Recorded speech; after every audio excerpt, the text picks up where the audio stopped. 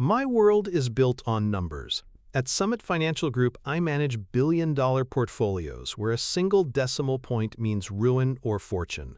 Control is everything. My life in Chicago, my 20-year marriage to Sarah, it was all a carefully balanced equation. I thought I had accounted for every variable. Then, Sarah signed up for that ridiculously expensive Art of French Cuisine class with celebrity chef Julien Dubois. I even encouraged it, paid for the whole series. Find a passion, I'd said, smiling. I never imagined her passion would be him. The equation finally broke the night I saw the charge on our Amex. A charge not for saffron or truffles but for a boutique hotel room 2 blocks from Dubois' restaurant. I didn't yell. I didn't break things. I did what I do at Summit Financial. I ran a full analysis on the threat. Julien Dubois. His perfectly crafted face was plastered all over Chicago, morning TV, glossy magazines, that infuriatingly charming smile. He'd built an entire empire on the illusion of authenticity. His restaurant, not l'Étoile, was his fortress, his Michelin star the crown jewel of a multi-million-dollar brand. I pictured Sarah after her first class, her eyes wide. "He's so passionate, David," she'd whispered, like it was a secret. "He says true cooking is about feeling, not just technique." It was a line, a rehearsed bit of theater from his PR playbook, and she had swallowed it whole. He sold a story. A carefully constructed narrative of passion and perfection. I looked back at the hotel charge on my screen. The numbers told a different story. This master of public perception was about to learn a brutal lesson in market correction. His reputation was his single greatest asset, and I was about to short it into absolute oblivion. 20 years. In investment banking, that's a blue-chip stock. Stable, reliable, delivering predictable returns.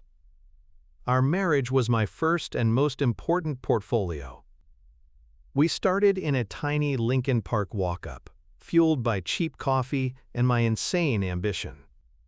While I built financial models until 3 a.m., Sarah filled our small apartment with the smell of turpentine and vibrant canvases. She was the artist. I was the analyst. It was a perfect synergy. "You see the patterns no one else does, David," she used to say, her faith in me absolute. I built my career on that belief. I built our life on it. But a portfolio requires active management. I got lazy. The 80-hour weeks never stopped, they just got more lucrative. The deals got bigger, the stakes higher, and the numbers on the screen became more real to me than the person sleeping next to me. I wasn't a husband anymore, I was a provider. A high-performing fund she could draw from. I bought her the beautiful house, the European cars, the front-row seats to everything. I thought I was delivering stellar returns. I didn't realize she'd cashed out emotionally years ago. The warning signs were there, blinking red on the ticker tape of our lives. Little dips in the market I dismissed as temporary volatility. 3 years ago, on our 17th anniversary, I booked us a table at Taxbal, Étoile. It was a power move, a table nobody could get. Julien Dubois himself came out, all charisma and starched whites, and charmed Sarah for 5 minutes. I just checked my phone, annoyed by the interruption. Later that night, Sarah looked at me across our cavernous, silent living room. "Do you even know what my favorite color is anymore?" she asked. I didn't have an answer. It was a simple question, a fundamental piece of data, and my analysis came up blank. That was the moment the rot truly set in. I had failed to perform my due diligence on my own life. I had left a vacuum, and Julien Dubois, with his scripted passion and his story about cooking with feeling, was simply the market finding an opportunity. He wasn't the disease, he was the symptom of my catastrophic neglect. He saw a vulnerability in my defenses and exploited it. This wasn't just about a cheating wife. This was about a hostile takeover of the life I had built. And as any good banker knows, when faced with a hostile bid, you don't just defend. You find your opponent's biggest weakness, You leverage everything you have, and you burn their entire operation to the ground. My declaration of war was silent. It happened in my glass-walled home office, the Chicago skyline a grid of glittering, indifferent data points behind me. Burning him to the ground required a solid foundation of facts. The hotel charge was the prospectus. I needed the full financial disclosure.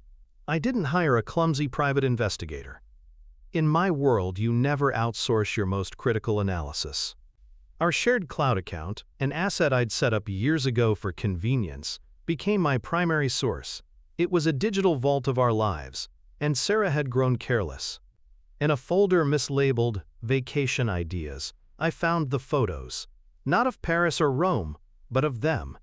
In that hotel room, Julien Dubois, his celebrity chef's jacket unbuttoned, that same practiced charming smile on his face, only this time it was directed at my wife.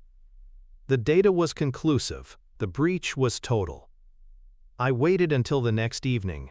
Sarah came home smelling of white wine and beurre blanc, her cheeks flushed with the excitement of her class. She was glowing.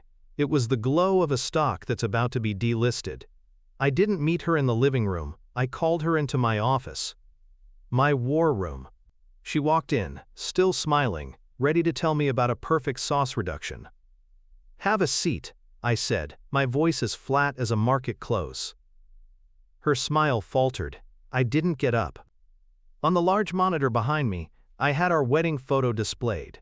I swiped my finger on the tablet in front of me, and the image changed. It was now a high-resolution photo from her Vacation Ideas folder. Her and Dubois, tangled in hotel sheets. The color drained from her face. It was a market crash in real time. "David," she whispered, her hand flying to her mouth. "I'm dissolving the partnership," I said. My eyes locked on hers. Effective immediately. Tears started to well. "Please, let me explain. You've been so distant. For years. I was lonely." I held up a hand, stopping her. "I've already run that analysis," I said. "My negligence is a noted factor, a sunk cost. It doesn't change the current valuation of the asset, which is zero. This isn't a negotiation, Sarah. This is a liquidation." She stared at me, her shock turning to a flicker of horrified understanding. She wasn't seeing her husband. She was seeing a stranger who spoke her language translated into something brutal and cold. "You're a liability," I continued, my voice unwavering. "And he is a threat. My only priority now is mitigating that threat." I swiped the screen again, and it went black. "You have 1 hour to pack a bag. Your personal effects will be moved to a storage unit. I'll text you the address and the key code. My lawyer will be in touch tomorrow with the terms of our dissolution." She didn't move, just sat there, broken. "Who are you?" she breathed. I finally looked away from her, turning my chair to face the city skyline. "I'm the man you underestimated," I said to the glass. "And he's about to find out what that means." She didn't fight. There was no screaming, no pleading beyond that initial shattered whisper. She just packed, a ghost in the house we'd built. I heard the soft click of the front door close, a sound that should have been monumental but felt as insignificant as a single stock trade in a day of billions. I remained in my chair, staring at the blank monitor. There was no satisfaction, no rage, just a profound, chilling quiet. The equation was balanced again. The variable named Sarah had been removed. Now for the real problem. I walked into the kitchen. It was her sanctuary, recently converted into a shrine to him. One of his cookbooks lay open on the marble island, his smiling face staring up from the glossy page. The title read, "Passion on a Plate." I picked it up, feeling the weight of the professionally produced lie in my hands. He wasn't selling food. He was selling a fantasy. A meticulously branded, overpriced, and ultimately hollow experience. And like any over-leveraged asset built on fantasy, it was vulnerable. It was ready for a crash. My revenge wouldn't be a messy, emotional outburst. It would be a clinical, data-driven takedown. A simple one-star review was a firecracker. I was building a bomb. I needed to do more than just criticize the food. I had to dismantle the myth of Julien Dubois, piece by piece, on the most public stage possible. I had to attack the foundations of his brand: authenticity, quality, and passion. I would use his own story against him, twisting his narrative of perfection into a cautionary tale of fraud. Back in my office, I opened a new, encrypted file on my system. The project name was simple: Nakab Bell, étoile short, Nakab Bell. I began my research, not on restaurant reviews but on supply chains, health code databases, employee turnover rates from online forums. I cross-referenced vendor invoices I found in our old shared financial folders, with market prices for high-end ingredients. I wasn't just looking for a crack in his armor, I was mapping the fault lines in his entire empire. The first discrepancy appeared just after 2 AMA supplier for his farm-to-table scallops was a mass-market frozen seafood distributor based out of New Jersey. It was a small thing, a tiny decimal point out of place. But I knew how this worked. In my world, a single misreported number can unravel a multi-billion-dollar company. And I had just found Julien Dubois. That single lie about the scallops was the loose thread. I pulled on it, and for 72 hours I did nothing but unravel Julien Dubois' empire. Sleep was a luxury I couldn't afford. Fueled by black coffee and a cold, disciplined fury, I transformed my home office into a forensic accounting unit.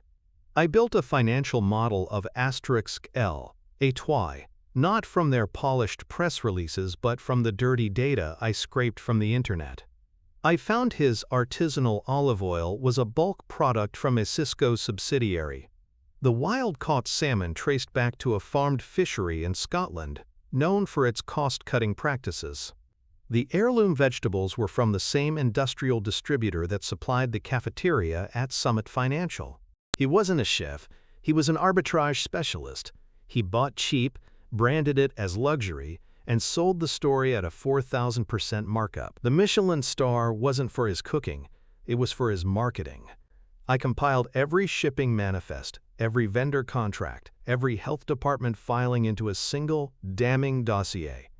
It was a short seller's report on a fraudulent company, complete with verifiable exhibits. But data alone wasn't enough. I needed a human source. A whistleblower. I went to *L, étoile*, on a Tuesday night. I didn't make a reservation. I sat at the far end of the polished marble bar, ordered a $12 bottle of sparkling water, and watched. I wasn't a customer. I was a predator observing an ecosystem. I saw Dubois glide through the dining room, a maestro of false sincerity, touching shoulders, laughing at jokes, his performance flawless. But my focus was on the swinging kitchen doors. Through the small, rectangular window I saw the real engine of the restaurant, a chaotic ballet of heat, steam, and stress. And I saw him. A sous-chef, maybe late 20s, with dark, tired eyes and a tension in his shoulders that even his starched white jacket couldn't hide. Twice, I saw Dubois enter the kitchen, his public smile vanishing instantly. He didn't yell. He spoke in low, sharp tones, pointing a finger at the sous-chef, whose face remained a mask of professional submission while his knuckles whitened around his knife. The dynamic was clear. Dubois was the brand, this man was the labor, he was the undervalued asset I needed to acquire. It took me less than an hour to find him online. Marco Bellini.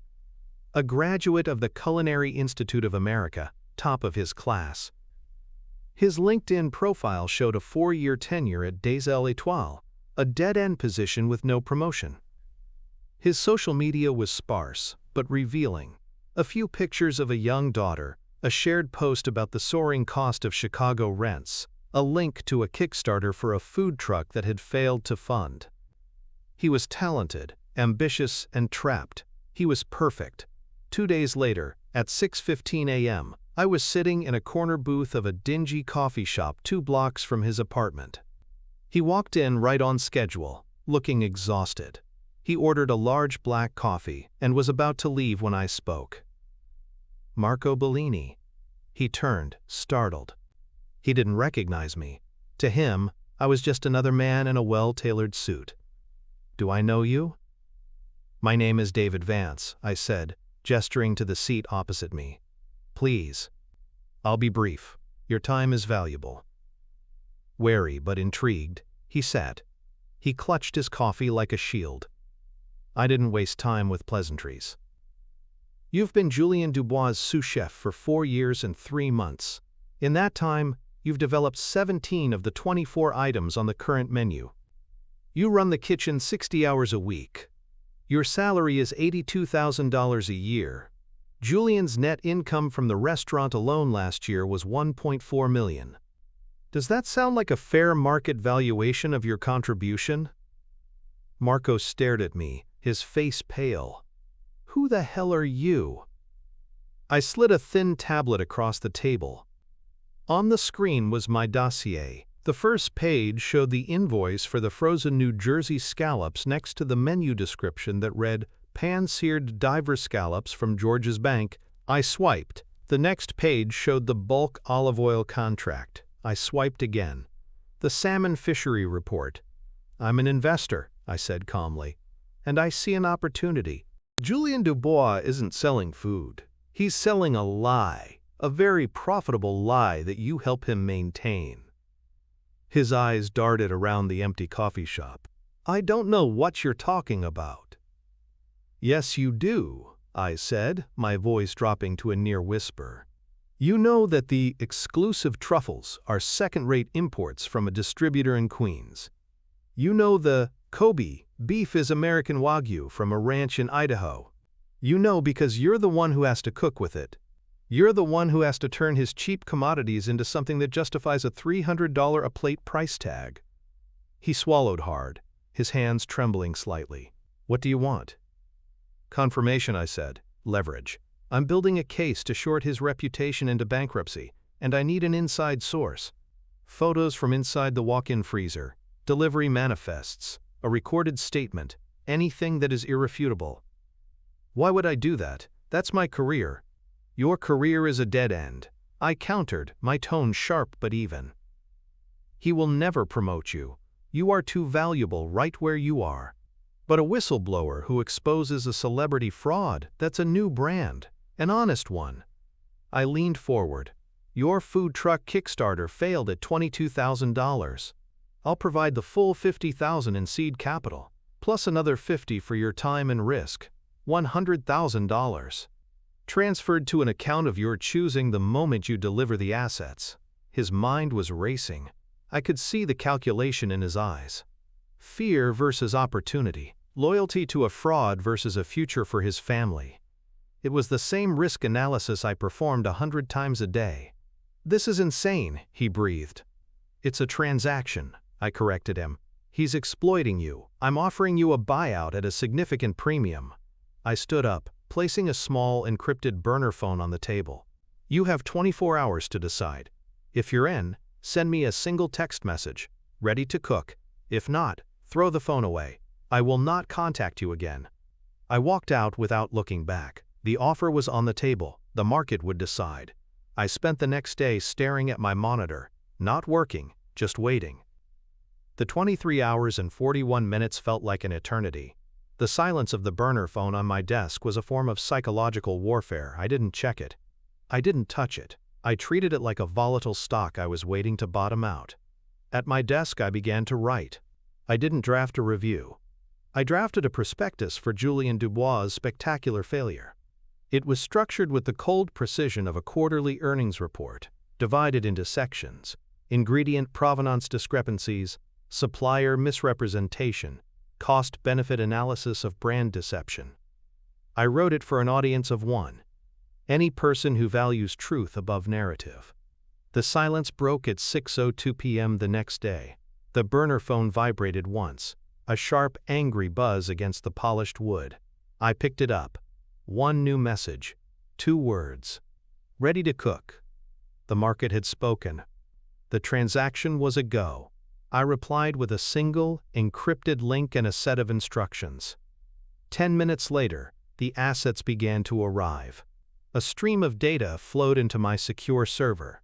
Photos of shipping boxes from the New Jersey seafood distributor, their logos clearly visible next to stacks of *L, étoiles branded prep containers. A short video, shot shakily from inside the walk-in freezer, panning across crates of the same industrial produce my own company's cafeteria used. Scans of invoices with Marco's thumb holding them down, detailing the purchase of American Wagyu and farmed Atlantic salmon. Finally, a voice memo. Marco's voice, low and steady, narrating every deception, every corner cut, every lie Julian had built his empire on. It was a confession, a deposition, and a death sentence all in one. I wired the $100,000. Then I deleted the burner's contents and dropped it into a glass of water. Our business was concluded. For the next 2 hours, I integrated Marco's evidence into my prospectus. Each claim I had drafted was now substantiated with an exhibit. The photo of the frozen scallops became Exhibit A. The Cisco olive oil contract became Exhibit B. Marco's testimony was transcribed and embedded, a damning insider account of a systemic fraud. The document was no longer a theory. It was an indictment. I finalized the public-facing version. It would be a 1-star review, posted simultaneously on every platform that mattered. The title was simple: An Investment Banker's Review of L'Étoile, a financial analysis of a failing asset. The opening paragraph was designed to hook the algorithm and the reader. It started not with anger, but with disappointment. The language of a betrayed connoisseur. Asterisk, my wife and I once celebrated an anniversary here. Last night I returned alone, hoping to recapture a memory. Instead, I found only the ghost of quality, a masterclass in marketing over substance. This is not a review of a meal. It is a due diligence report on a deception. Then, I deployed the payload. I didn't just list the problems. I presented them as bullet points, cold and factual, each one linking to a specific piece of evidence hosted on a newly created, anonymous blog. The diver scallops from George's Bank, $48, sourced from a bulk frozen seafood distributor in New Jersey. See Exhibit A, shipping manifest and photo. Times. The artisanal olive oil, a rebottled product from a national food service conglomerate. See Exhibit B, supplier contract. The wild-caught Scottish salmon, $52, farmed salmon from a high-density industrial fishery. See Exhibit C, fishery report and invoice. I listed 10 such discrepancies, a relentless barrage of data that systematically dismantled his entire menu. I concluded not with an emotional appeal, but with a cold, financial summary. Conclusion. L'Étoile is not a temple of French cuisine. It is an over-leveraged brand built on misleading advertising and commodity-grade ingredients, sold at a luxury premium. The business model is fraudulent, the product is misrepresented, and the valuation is unsustainable. For a $300 meal, I expect authenticity. Instead, I received a masterfully executed lie. My recommendation to fellow diners: sell rating, 1 star. At exactly 11 p.m., a peak time for late-night browsing, I executed the trade. I copied and pasted the review to Google, Yelp, TripAdvisor, and a dozen high-traffic foodie forums. I posted the link to the evidence blog on Twitter, tagging 3 of Chicago's most ruthless food critics and a national news outlet known for its investigative consumer reporting. Then, I closed my laptop. I poured myself a glass of whiskey, the good stuff I reserved for closing a big deal. I sat in the dark, the city lights twinkling outside my window. For the first 5 minutes there was nothing. Silence. The vast, empty void of the internet. Then, on my personal phone, which I'd used to monitor the Twitter post, a notification appeared. A like. Then another. A comment popped up. Whoa, if this is true. Time. Then the first share. A food blogger with 50,000 followers retweeted my post with a single word. Developing. It was the first tremor. The initial, almost imperceptible shake before the fault line broke. By dawn, developing had become a full-blown media firestorm. My evidence blog had 100,000 hits. The Chicago Tribune's food section ran a front-page story, not about a bad meal, but about the forensic takedown of a culinary brand. News vans were parked outside Canal Étoile. My review wasn't just a review. It was a corporate takedown executed in a comments section. The data was too clean, the evidence too irrefutable. I hadn't attacked his character. I had audited his business, and it had failed spectacularly. Julian's response came around noon. A hastily released statement, thick with corporate jargon about unprecedented supply chain challenges and a deep commitment to our artisanal partners. It was the flailing press release of a CEO whose company just had its fraudulent accounting exposed. He tried to fight my numbers with his narrative, but the market had already decided.